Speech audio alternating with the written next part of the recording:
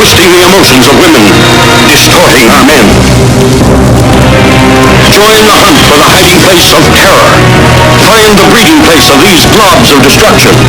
It's an adventure that will burst your blood vessels with suspense.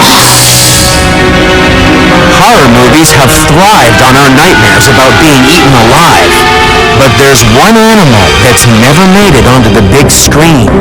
Yet it lives in our beds and eats more of us than any other creature on Earth.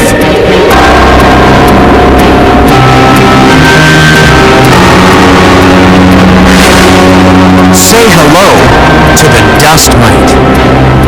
It's so small that you can't see it without a microscope.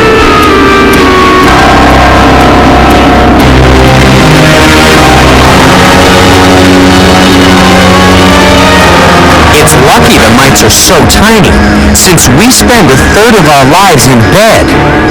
That means we spend a third of our lives next to 2 million dust mites that can live in our mattresses. These 8-legged scavengers are number 6 in the countdown because every night they feast on our bodies. Dust mites eat our skin, and each day we produce an incredible number of skin cells for them to eat.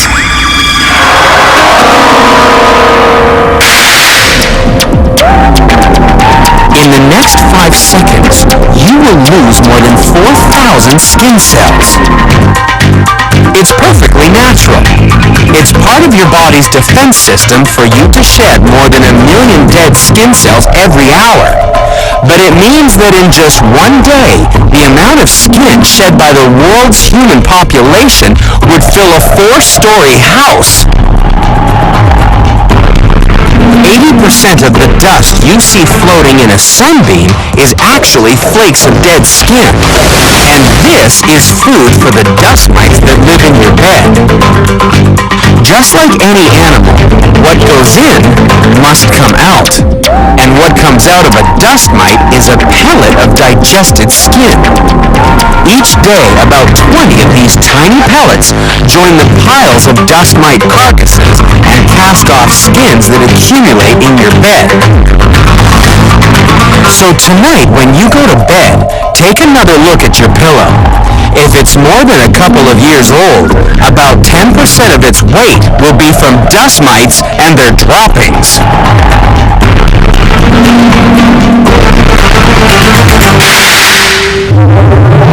So let's give thanks to the dust mite, for without this extreme eater removing all those dead skin cells, just imagine how many little bits of your nearest and dearest you'd be inhaling each day.